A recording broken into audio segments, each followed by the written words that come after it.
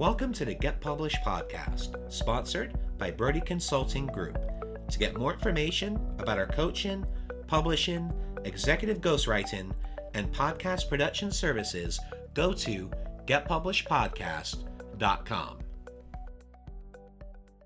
Hello, I am Paul Brodie, and thank you for joining us for another episode of the Get Published podcast, where we help authors get published with a proven system that works. Today, we're being joined by Scott Aaron, author of the LinkedIn book for network marketing. Scott, welcome to the show. Paul, thank you, brother. Honor and a privilege to be here, and thank you for having me. You too, my friend. You ready to get going on this? I'm ready. Let's do this. All right, brother. Question number one. What is the one piece of advice that you would give to a first-time author who is currently writing their book? So, knowing what I know now, this is now my second book, and you always learn from your mistakes. And I always tell people success definitely leads, or comes from failure. So you got to fail to learn how to succeed. So if someone does want to become an author, they want to publish their first book, absolutely hire a company or a publisher or a ghostwriter or someone that is going to make sure that it's done right. It gets in the right hands, gets the right exposure, because if you're looking to build a business or a brand, get speaking engagements, be recognized as a thought leader in your profession or what you're speaking on, you have to make sure that it's done professionally. And most importantly, it's done the right way the first time. Absolutely. And, we were talking before the show, you actually work with a good friend of mine, a fraternity brother, Tyler Wagner, with Authors Unite, someone who I just think the world of. So I'm really glad that you guys got connected and he was able to take care of you guys properly. He absolutely did. The experience that I had with Authors Unite, it's something that you don't know unless you kind of get in there and experience it. But from the communication, I'm a very tactical person. Organization is kind of like an obsession of mine. And the fact is that Tyler and Authors Unite are very, very organized. They have a step-by-step process that you're able to follow to basically make sure that your book gets recognized, gets the acknowledgments that you're looking to get. And it really cuts out all of that BS, and it just trims and shaves all of those things off, that instead of you having to try to figure it out, work with someone that already has, that can just guide you down the path of where you want to go. Yeah, I think it's one of the things that my company, his company do. It's all about having a system, and more importantly, a system that you can follow. And I think that's one of the most important things, that you can literally walk someone through the entire journey, from finishing the draft to the editing to the formatting to book cover creation, and then from that point moving on to the book launch, and then the steps during the launch and then the steps after the launch to keep the momentum going on your book. And when you have that all systemized, it just really makes the process so much easier. 100%. And my book is based off of a tactical, organized system. So, yep. I understand the point and the process of having a system in place. And that's why not only did I love working with Tyler and Authors Unite, but, my book is based off of my system, which, is very step by step. And, the more tactical that you are and the more systematic you are in your approach to anything, you have a greater chance of succeeding that way. Yeah, we always talk about a proven system that works. It's not a gimmick, it's a promise, and it's a spoiler. Exactly. Well, what do you feel is the hardest part about getting published?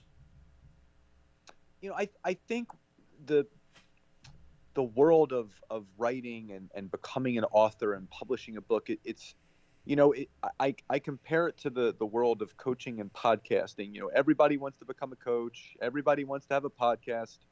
Everybody wants to write a book. And there's no right or wrong way. It's the intention that you have behind it. But I think if you really want to become an author, if you really want to become a writer, you have to be clear on what you want to get from it. If you just want to put a book out there just to say, hey, I wrote a book, that's fine. But, my intention with my second book, not only did I want it to become a #1 bestseller, which it did, but I wanted to be seen, and I wanted to be recognized in my art, in my expertise, as one of the foremost thought leaders in my space.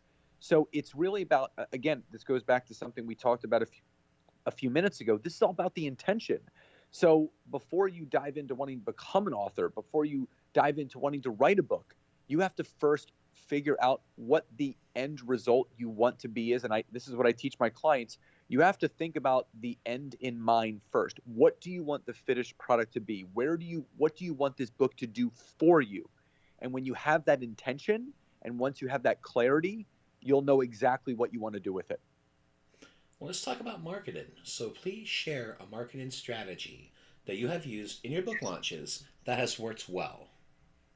So my warm market was huge, and this is something that I learned with Tyler and Authors Unite, and I ran some contests.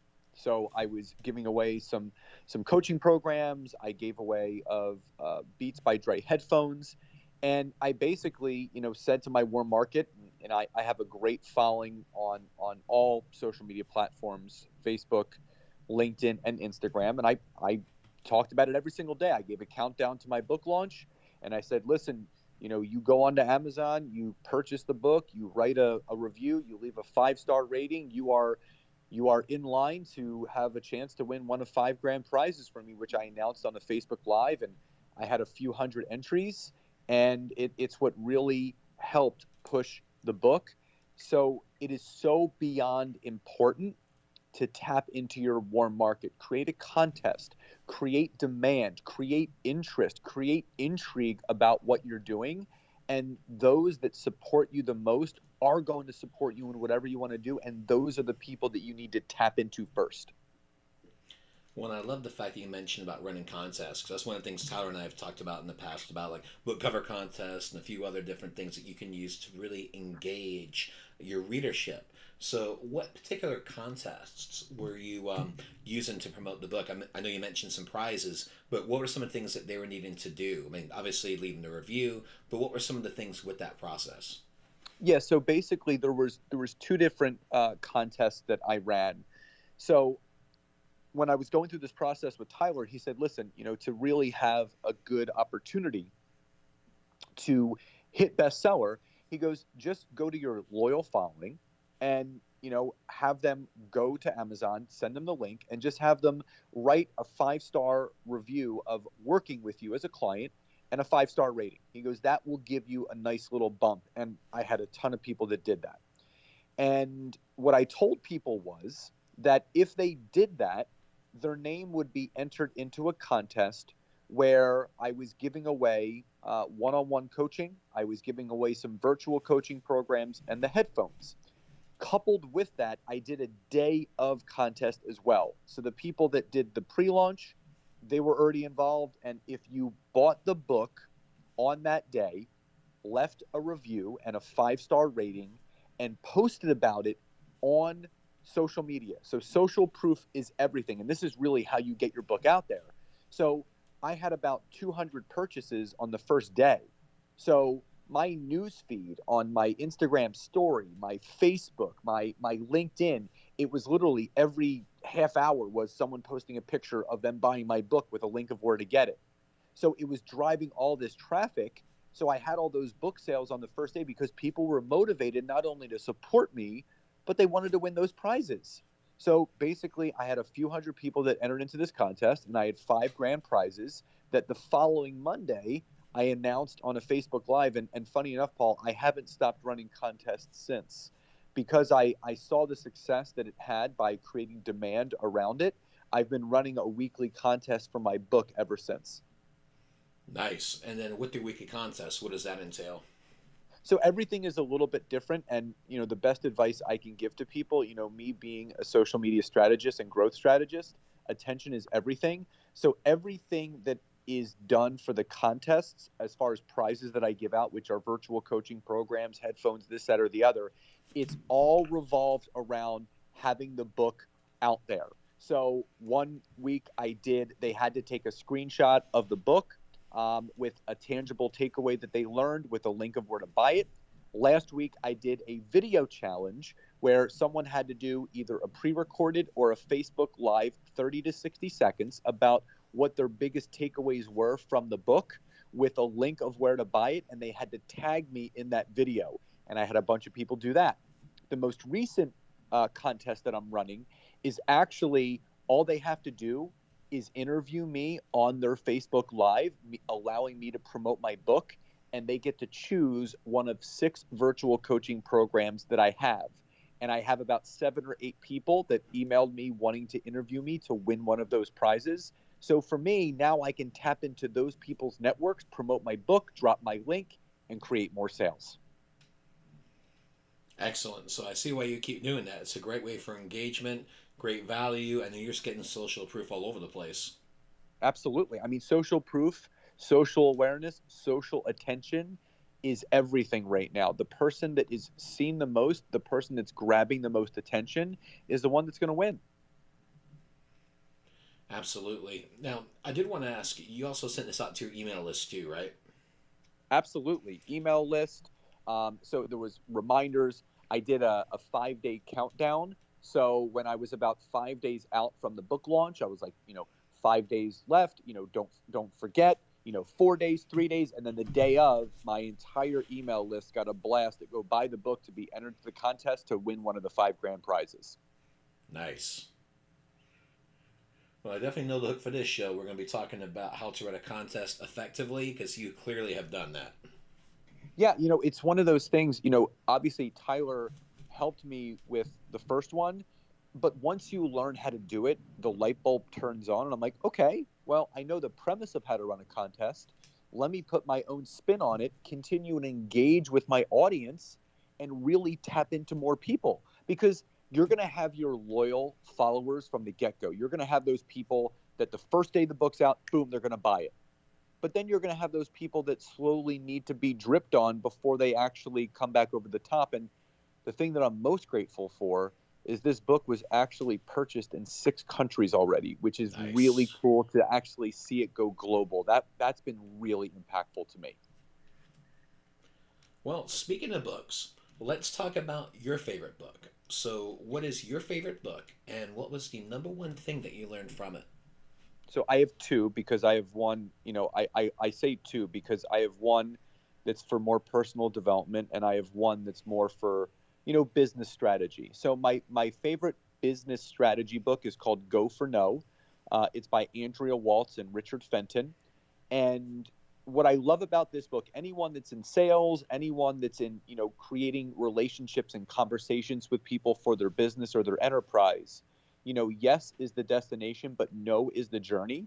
And for me, with the background that I have in health and wellness and network marketing and now business coaching, the person that creates the most conversations, that collects the most no's, is the one that's going to get the most yeses. And that's what I love the most about this book. It gives clear, concise information, resources, and tips on exactly how to create all of those conversations and realize that in sales, in any type of growth business, it's a numbers game.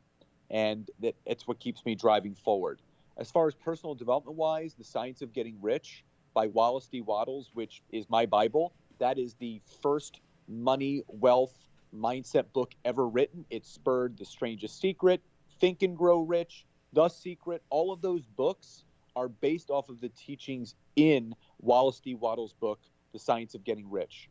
And what I love about that book, again, it gives you tangible takeaways, but he speaks about not living in competition or comparison, but living in a world of creation. Because if you are living in a world of creation, you have no time to compare yourself to others. You have no time to try to compete with others because you're only focusing on you and how you can impact those around you. I love that because that's the biggest thing. And at the end of the day, the only competition you have is yourself. It's not anybody else. It's the person that's looking back at you in the mirror every single morning. Mm-hmm. So, a world of creation. Excellent. And then for our final question, what is your favorite quote and why? Favorite quote? I don't know if I coined it, but I always tell people this: is that your failures will always open the doors to your successes. Yep. And it's the truth. And why? Is because there are millions of ways of how to succeed, and there's only one way to fail, and that's to quit. Mm-hmm. So as long as you continue to fail often and fail faster, that means you're going to learn how to succeed more often and faster. Excellent. Well, Scott, I want to thank you for being a guest on the show. What is the best way for people to find you online? Yeah, you can go to my website, scottaaron.net, or on social media, Scott Aaron on Facebook and LinkedIn. And if you want to connect with me on Instagram, it's at Scott Aaron LinkedIn, and I'm happy to connect. Well, Scott, thank you once again for being on the show, and I wish you all the best in your author journey ahead. Thank you so much, Paul. Appreciate you and the opportunity. Thanks again for joining us today.